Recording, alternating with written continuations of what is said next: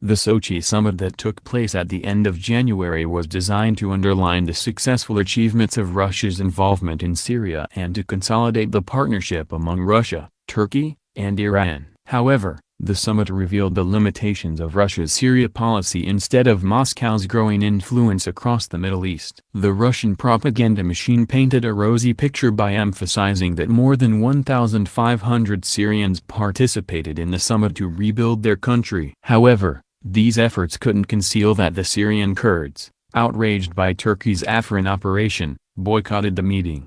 Not only was the Syrian Kurdish Democratic Union Party, PYD, absent from Sochi, but also absent was its main rival, the Kurdish National Council, a pro-Masoud Barzani alliance recognized by Turkey. Hamid Darwish, a historic figure of the Syrian Kurds, also declined to go to Sochi because of Turkey's military operation. More interestingly, Abdel Basit Saida, the former chairman of the Syrian National Council that Turkey formed and supported, not only refused to go to Sochi but also resigned from the Turkey-backed Syrian group. In sum, there was no real Syrian Kurdish representation in Sochi. The Syrian Democratic Forces, SDF, which control a sizable swath of Syrian territory, were not in Sochi either. There have been disagreements among the participants of the summit as well. For example, 83 delegates from the Syrian opposition unexpectedly refused to sit down for talks under the official Syrian flag. They kept 1,511 other participants waiting for several hours on January 30 and finally boarded the plane and flew back to Turkey. The opening ceremony has been untypically chaotic for a meeting organized by Russia. Foreign Minister Sergei Lavrov's speech was interrupted several times by members of the audience shouting slogans. Thus, the Sochi meeting was crippled from the very beginning because of Turkey's military operation in Afrin and the alienation of the Kurds. Nonetheless, Russia pushed forward, at the end of deliberations, a communiqué that the Russian media titled Syrian Congress in Sochi brings war-torn country closer to constitutional reform was adopted.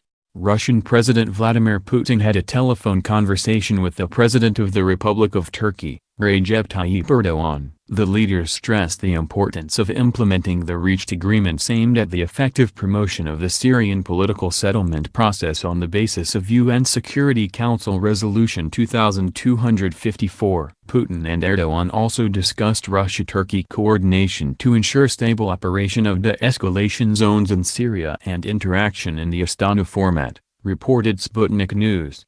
UN Security Council Resolution 2254, which envisaged a Syrian-led and Syrian-owned political transition in order to end the conflict in Syria, was to be realized in 18 months, but is long overdue. Indeed, the last part of the Sochi communiqué was a display of this helplessness. We agreed to form a constitutional committee comprising the government of the Syrian Arab Republic delegation along with a wide represented opposition delegation for the drafting of a constitutional reform as a contribution to the political settlement under the UN auspices in accordance with Security Council Resolution 2254. We appeal to the United Nations Secretary-General to assign a special envoy for Syria for the assistance of the Constitutional Committee work in Geneva, the communiqué said. Having decided on forming a constitutional committee comprising the regime in Damascus and an undefined but widely represented opposition delegation is only going back to square one, Geneva.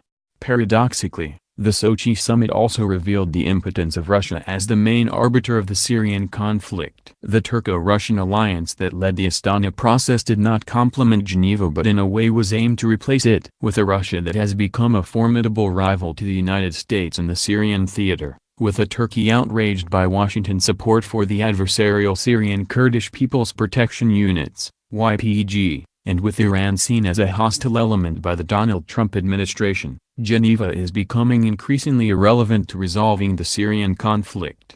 Sochi, by the last paragraphs of its communiqué, passes the ball to Geneva and implicitly declares the limitations of Russia in Syria. Indeed, Turkey was quick to endorse the outcome of Sochi and link it to Geneva. Turkey has acted in a constructive manner about the Russian Federation's Syrian National Dialogue Congress initiative from the beginning. read a Turkish Foreign Ministry statement. The most important outcome of the Congress was the call for the establishment of a constitutional committee and the selection of a pool of 150 candidates for this committee. The Turkish delegation, which was given the mandate to represent opposition groups that didn't attend the Congress, submitted a list of 50 candidates in consultation with the opposition. The establishment process of the Constitutional Committee will be closely monitored by Turkey as the guarantor of the opposition. Thanks to its control over the Syrian opposition, Turkey definitely will have leverage in shaping the future steps of the resolution process. However, its military operation in Afrin and its ever-widening chasm with Washington are making Ankara more reliant on Moscow. The latest standoff in Idlib revealed this. The Idlib rift also implies how difficult it would be for Moscow to reconcile the differences among its partners in Syria. If Turkey's Afrin operation drags on with high civilian casualties that can't be concealed from the attention of the international public for long, the endorsement of Ankara could turn out to be a liability rather than an asset for those actors in the Syrian theater.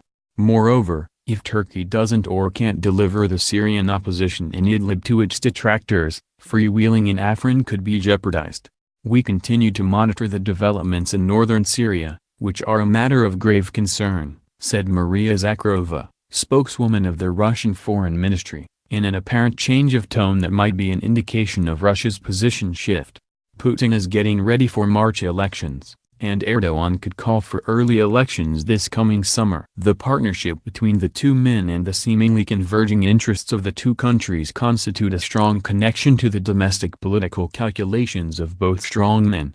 They may not survive the year 2018. In the Levant, no shifting alliances and partnerships should be surprising. Everything is possible. Nothing is impossible.